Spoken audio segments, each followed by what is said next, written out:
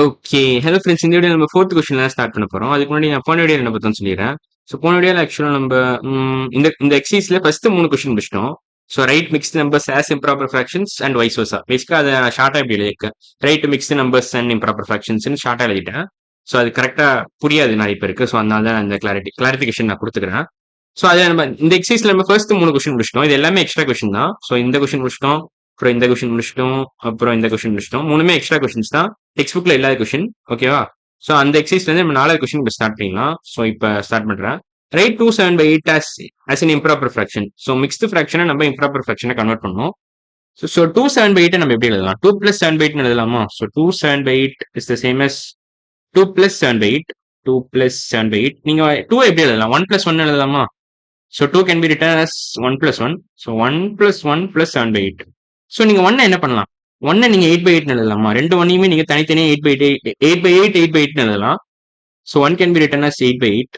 8/8. ஏன்னா 8/8 is the same as 1. அது உங்களுக்கே தெரியும். இந்த 1யும் நீங்க அதே மாதிரி 8/8 எழுதலாம். ஸோ 8/8 + 8/8 + 7/8 எழுதலாம். ஸோ இப்போ எல்லாத்துக்குமே டினாமினேட்டர் 8 தான் இருக்கு. ஸோ நீங்க அப்படியே ஆட் பண்ண வேண்டியது தான்.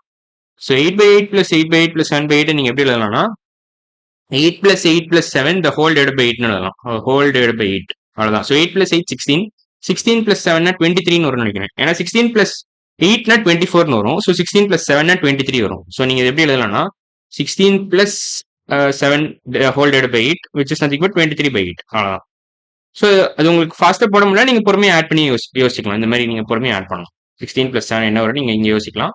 ஸோ அதுவும் ஒரு நல்ல மெத்தட் தான். ஸோ ஆன்சர் வந்து 23/8 தான். So final answer 23/8. 23/8 அவ்வளவுதான். ஸோ இது நீங்க டைரக்டா 2 + 7/8ல இருந்தே போடலாமா? கண்டிப்பா போடலாம். 2 + 7/8ல இருந்து எப்படி போடலாம் நீங்க? ஸோ சப்போஸ் நீங்க 2 + 7/8ன்னு இருக்குல்ல, இந்த இடத்துலயே நீங்க எல்சிஎம் கண்டுபிடிக்கணும்.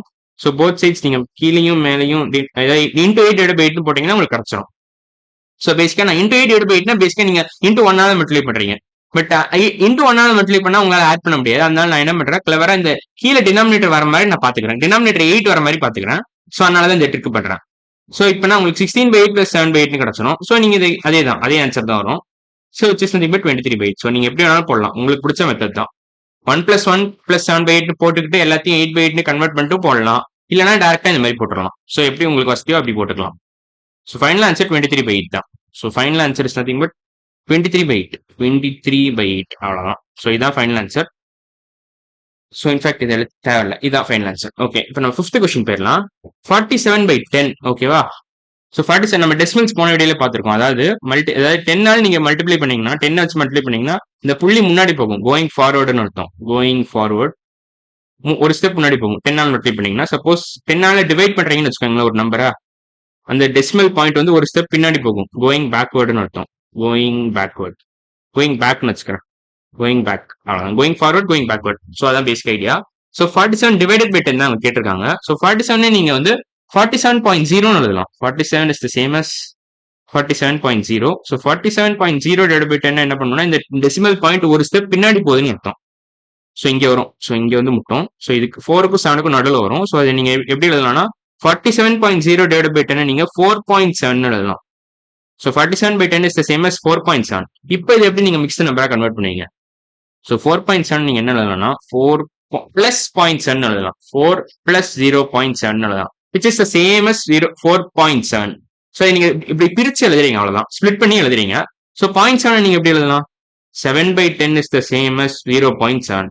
0.7 is the same as 7/10. 7/10 is the same as 0.7. ஜென்ரலா அவங்க எப்படி கொடுப்பாங்கன்னா 7/10 வேல்யூ என்னன்னு கேட்பாங்க. அதை நம்ம 0.7 சொல்லுவோம். பட் இதுல நம்ம ரிவர்ஸ்ல கண்டுபிடிக்கிறோம், அவ்வளவுதான். 0.7 நீங்க எப்படி ஒரு ஃபிராக்ஷனா எழுதுவீங்கன்னு கேட்டா நீங்க இப்படி சொல்லணும். 7/10 எழுதலாம்னு சொல்லணும் நீங்க. ஸோ அந்த அளவுக்கு நீங்க தரவா இருக்கணும். அதான் ஐடியாவே. ஸோ நீங்க 4 + 7/10 எழுதலாம்.